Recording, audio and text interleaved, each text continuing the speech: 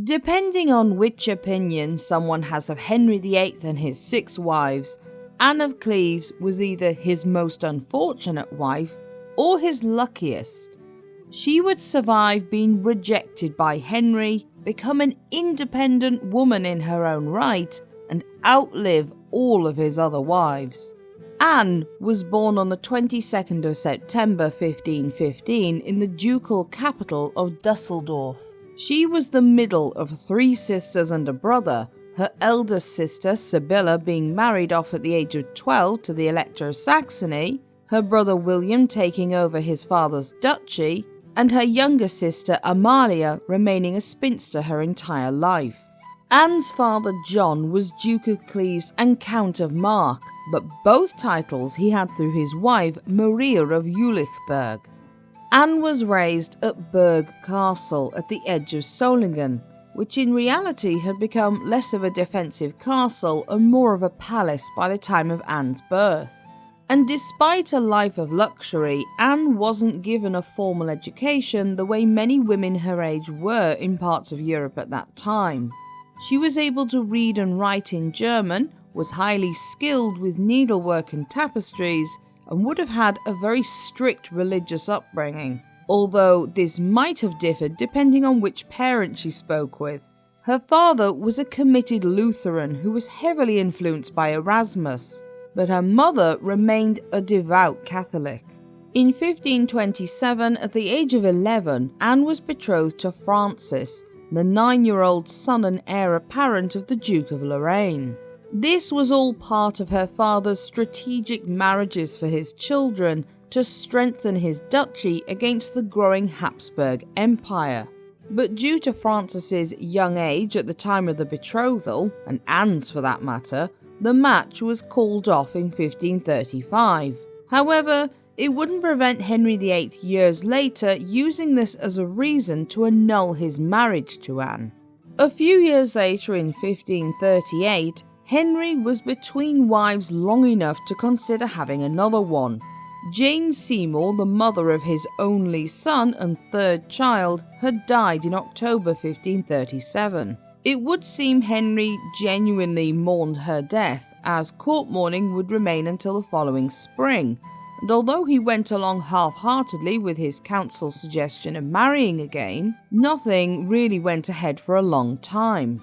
In November, someone brought up that there were 2 eligible daughters of the Duke of Cleves, but it wouldn't be until 1538 that Henry really considered it. In 1538, the Pope also learned about the execution of Henry Pole, 1st Baron Montagu, and Henry Courtenay, Marquess of Exeter, in a supposed attempt to overthrow Henry with little evidence to show for it. In exchange for this, the Pope reissued his excommunication of the English king, and this in turn made an alliance with the Protestant Cleves even more attractive for England. John knew a good offer when he saw one, and when the proposal of marriage was once again floated, he suggested his elder unmarried daughter, Anne. Henry was being pushed by his council, as although he had finally been given the son and heir apparent he had always wanted, Edward, not forgetting he already had 2 daughters, Mary and Elizabeth, who would be formidable queens in their own right, Henry only had 1 son though, and it was nice to have a spare. The idea had really been Thomas Cromwell's, and he was made Lord Great Chamberlain as a result. Nicholas Wotton and Robert Barnes, 2 very Protestant ambassadors from Henry's court, were sent to Dusseldorf in 1539 to arrange the marriage between their king and either Anne or Amalia. But when they got there, they were not greeted by John, who had recently died on the 6th of February, but by his serious and devout son William.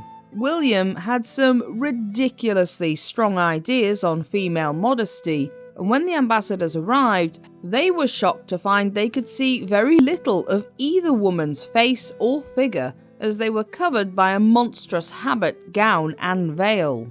Apparently, when Wotton gently tried to complain of this to William, explaining that Henry wanted to know what they looked like, William retorted, "Would you see them naked? While on the one hand his concern was extreme, it's not difficult to understand William's point of view when Henry's entire desire for a wife was based on whether she looked sexy enough, especially given his track record. As a result, Cromwell sent the famous Hans Holbein to paint portraits of Anne and Amalia, but William had yet to give permission for this to actually happen. He delayed the process, and Cromwell tried to placate Henry by stating how many people apparently extolled Anne's beauty, both in her features and in herself, as well as how gracious and virtuous she was. He had to lay it on thick. It had been his idea in the first place. But the truth was, whether Anne really was or wasn't beautiful, not many people would actually have known the answer. She had such a strict upbringing and her brother was so protective that few had ever seen her without her many layers of clothes and veils. To give him credit, William found any excuse possible to put Henry off. He argued his sisters were so virtuous and so secluded that they would struggle at the English court, known for games of passion and flirting. The German courts at the time even had dim views on women playing music. He pointed out, in view of Henry's previous wives, any woman following them would know only insecurity and unhappiness. And finally, he said, he was far too poor anyway to give a dowry. The English king replied to this by saying if the Lady Anne was quite as lovely as everyone was telling him, he would happily marry her without a dowry. This was an offer the impoverished William couldn't turn down, and he agreed to the portraits being painted. Holbein chose to paint Anne face on, unusual for the time, which disguised the fact she had a long nose. She is portrayed with a demure, sweet, youthful face, her hands relaxed and held together in a dignified pose, her jewelled gown and headdress showing her social station. Henry was immediately taken with her image and agreed it was Anne he wanted. Cromwell was relieved and everything was going well. But by the end of August, William remembered his sister's earlier betrothal to the Duke of Lorraine, something that required clearing in the ecclesiastical court before her marriage to Henry. Luckily, with inquiries made from both England and Cleves, no pre-contract of marriage was ever found. On the 4th of September 1539, Anne's marriage contract to Henry was signed. It was decided, as Anne had never travelled by sea, that she would make her way to England with her entourage over land through Calais rather than through the Baltic Sea. Anne left Cleves in early November, but her journey was slow and she didn't reach Calais until the 11th of December. Henry was eager for his bride to arrive and in high spirits, asking his ambassadors for more details about her. He was assured she was tall and thin, of average beauty and had a resolute countenance. So basically, Anne didn't look anything at all like Henry's favoured type of woman, but he was so blinded by what he thought she would be that he ignored this. Finally, on the 27th of December, Anne arrived at Dover, pressing on towards Canterbury just a few days later on the 29th with wind and hail blowing in her face, before travelling to Rochester Abbey on New Year's Eve. She had been given a magnificent welcome, with many lords and ladies of court jostling for a position in the new Queen's household, and everyone was impressed with her manners, her looks, and how merry she was despite the journey. Anne reportedly said how eager she was to make up for her lack of education by learning English as fast as possible, and doing everything in her power to please the king. Not one person said anything negative about Anne or her looks. However, Anne and Henry's first meeting was to be a fateful one.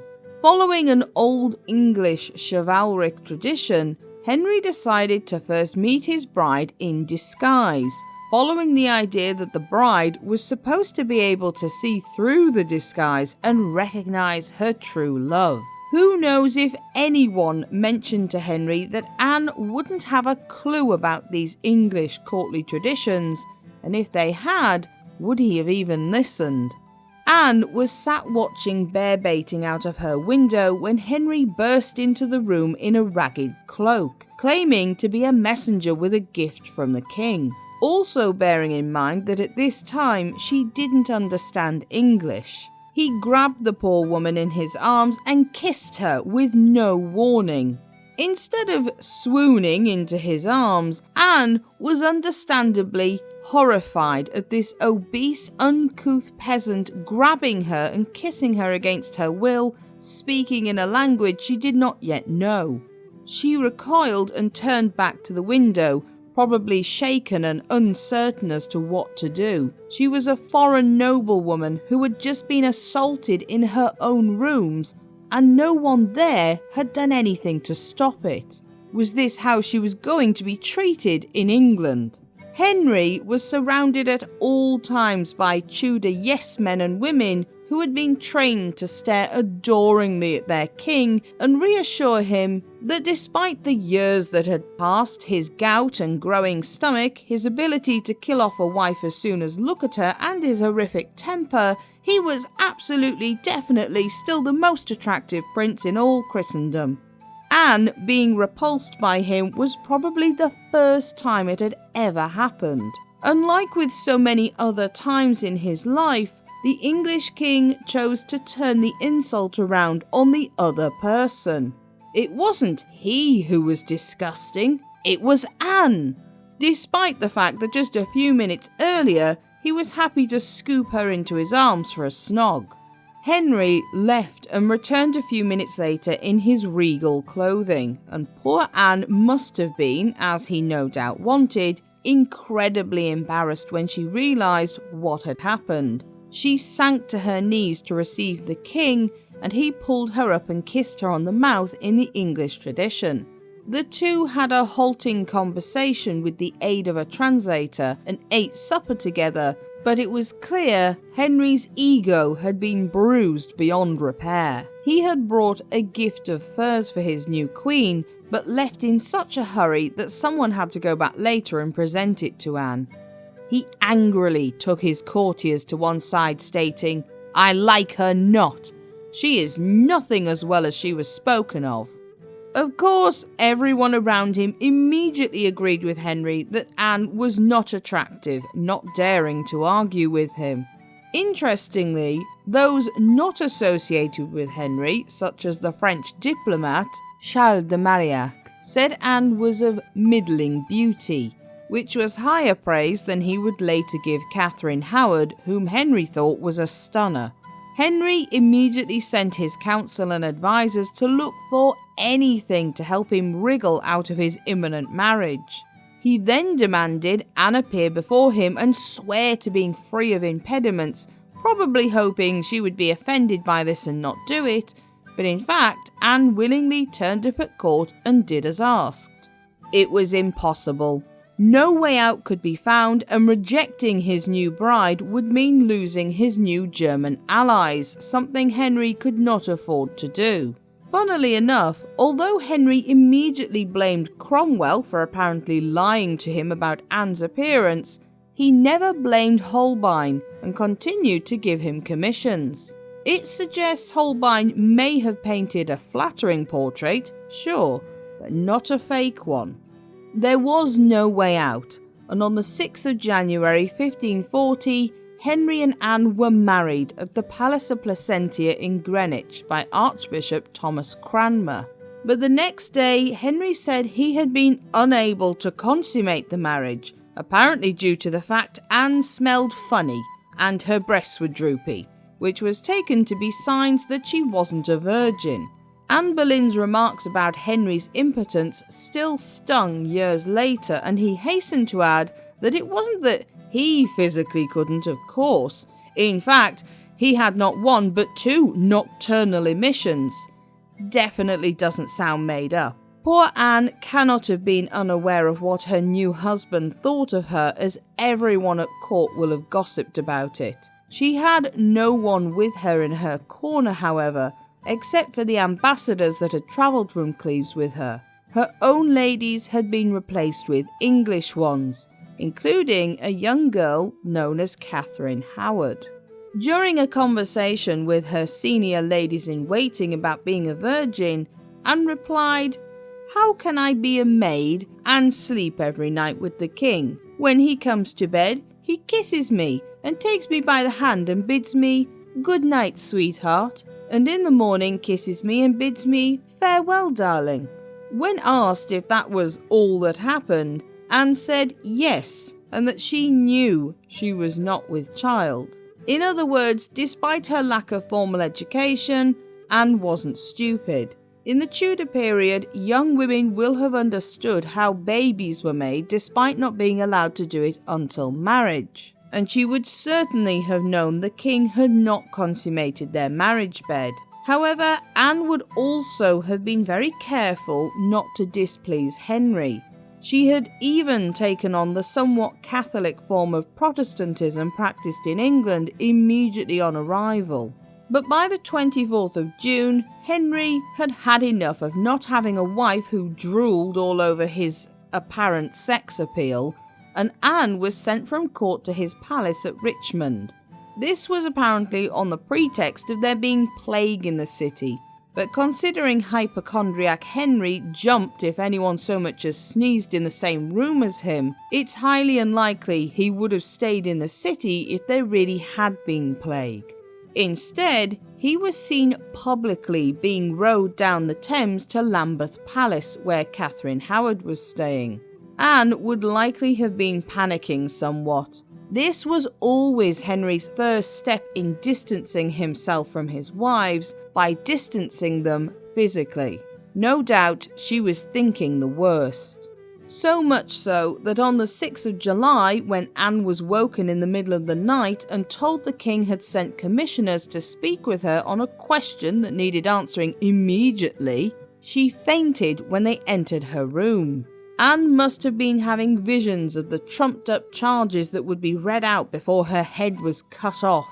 Luckily for her, she was assured that nothing of the sort was to happen, and that Henry was such a glowing and virtuous prince that he had wanted the legality of their marriage checked.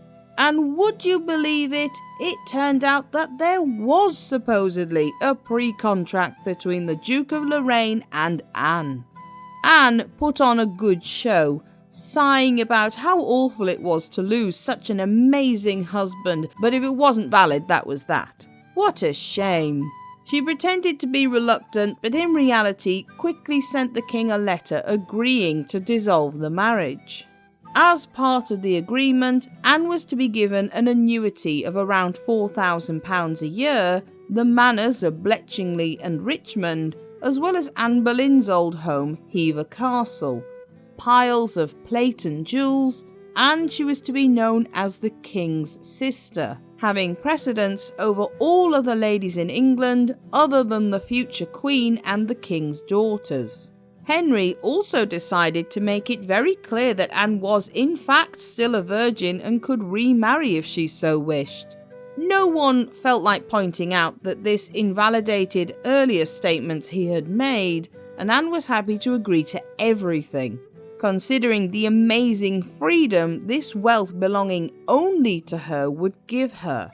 On the 9th of July 1540, Henry's clergy found the marriage to be invalid, and Anne accepted the judgment, signing it in the king's presence. She wrote to her brother to explain the situation, also adding that she would not be returning to the land of her birth, as her grants of land were hers only if she remained in England. And besides, she added, she liked it here. William received the news somewhat moderately, publicly saying he was glad his sister had fared no worse. Everyone knew what he meant. Privately, he thought Henry's treatment of his sister was disgusting, and he worried about Anne being persecuted for her faith, something that would thankfully never come to pass. But Anne was perfectly content. She was now a wealthy and independent young woman, and was reported to often be merry and amused herself with sports and recreations, constantly wearing new fashionable gowns. Anne and Henry even struck up a friendship, and she was often invited to court. In a country now used to cast aside queens creating fury, chaos and havoc, it was surprising to see how cheerfully Anne took the news, and Henry showed his gratitude by showering her with gifts and letters from her brother. On top of this, Anne had come to know Mary and Elizabeth quite well by this point, and she had struck up a warm friendship with Princess Mary. But she was especially fond of little Princess Elizabeth, now nearly 7 years old, who was given far less attention than her heir apparent brother. Anne was a kind woman who immediately felt her maternal energy, which was unlikely to be fulfilled by her own children as she had no desire to marry again, could be spent on this charming little daughter of the king. She asked the king if sometimes Elizabeth could be allowed to visit her, and permission was readily given, resulting in the young princess becoming a regular visitor at Richmond Palace. During Henry's marriage to Catherine Howard, Anne was happy to retire to the country and enjoy herself with pleasures and pastimes away from court. It seems she also enjoyed cooking, as she had a kitchen built just for herself on one of her estates, in order to experiment with meats and spices. However, not everyone got a happy ending from this. Cromwell was placed firmly as the bad guy who had got it wrong, and Henry, who wanted rid of him for other reasons, decided to do away with him altogether. On the 28th of July 1540, Thomas Cromwell was led to Tower Hill to be executed, allowed a decapitation despite his lack of nobility. It was a bungled execution, with the axeman requiring 2 strokes to sever Cromwell's head. Henry's once right-hand man meeting the same fate as Anne Boleyn, the woman whose downfall he had been part of. After Catherine Howard's execution on the 13th of February 1542, Anne's brother Duke William sent word to the king on the subject of his sister once again becoming his wife. The people of England really liked her, and it would have been a sensible option. Henry was quick to shoot the idea down, probably much to Anne's relief. However, she was a smart girl, and she publicly bemoaned the fact she had been rejected once more by, the most awesome king ever. Pamphlets were even written about this, and Henry was so flattered that he assured Anne that while he would not be her husband, she was secure in the position of always being his beloved sister. When Henry married for the 6th and final time to Catherine Parr, Anne's response was classic, apparently stating, "Madame Parr is taking a great burden on herself."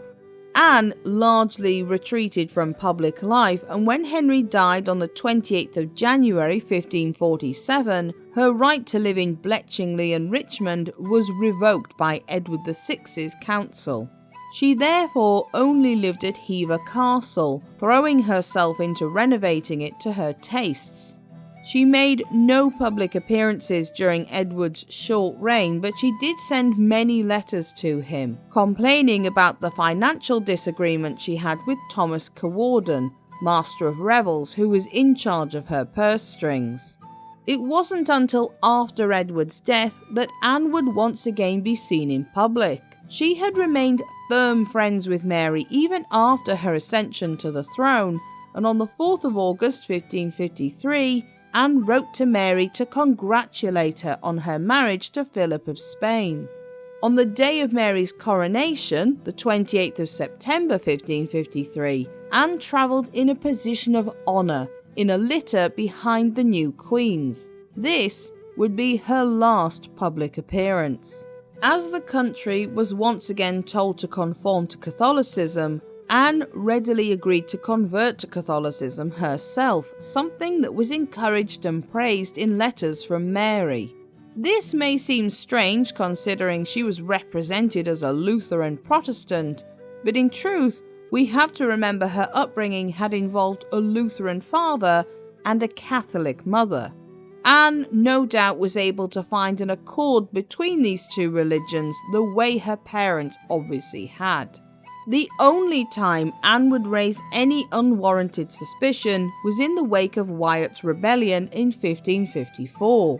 Mary's paranoia led to her becoming suspicious of her Protestant sister Elizabeth perhaps being involved in the plot, and by proxy, Anne, who still had a close maternal relationship with the young princess.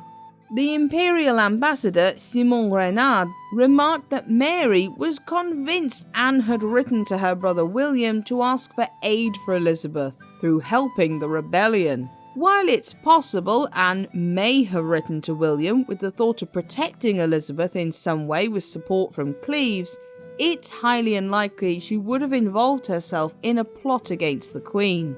Either way, after 1554, Anne would never again be asked to come back to court. Sometime before 1557, Anne's health suffered, and it's now postulated she may have had cancer. Mary allowed her to move to Chelsea Old Manor, and it was here that Anne would write out her will. She missed out no one, including the many dozens of servants in her household, ensuring everyone got something from money or jewels to dowries and plate. She asked Mary that the rents from her lands be used to pay off her debts and that one of her maids be taken into Elizabeth's service. Anne died on the 16th of July 1557, the last of Henry's wives to pass away. Whatever suspicions Mary may have had, she held far deeper feelings for her friend, and she ensured Anne was given the royal funeral she deserved. Anne was buried in Westminster Abbey with a full Catholic service, and her tomb was draped with cloth of gold. The Queen also commissioned a grand tomb for her former stepmother, but sadly it was never completed. Into the reign of James I, work was still being done on it, but there were more pressing places for funds and work eventually stopped. Anne's tomb was marked only with two small initials, A and C, until 1970, when a small plaque was placed on it. Anne may not have become a wife for more than a few months, or a mother, or a woman who had grand designs for power, but she was extremely smart and extremely lucky. Anne is often glossed over as the wife who was rejected, but this doesn't consider the number of times her position became dangerous. Her careful handling of Henry's desire to put her aside shows a woman who was astute and aware of her predicament, especially one presented in a language she didn't initially understand, and this shows Anne's depth for self-preservation. She was also a quick learner, picking up English in a matter of months, as well as having a lifelong desire to learn new skills. And the English people fell in love with her truly kind and sweet nature. In short, had things turned out differently, it's likely Anne of Cleves would have been a brilliant queen. But as it turned out, Anne had arguably the best life of all Henry's wives, dying a wealthy, independent woman who had made great friends with many and left a good reputation behind her. If you enjoyed this video, don't forget to like and subscribe so you don't miss any new documentaries.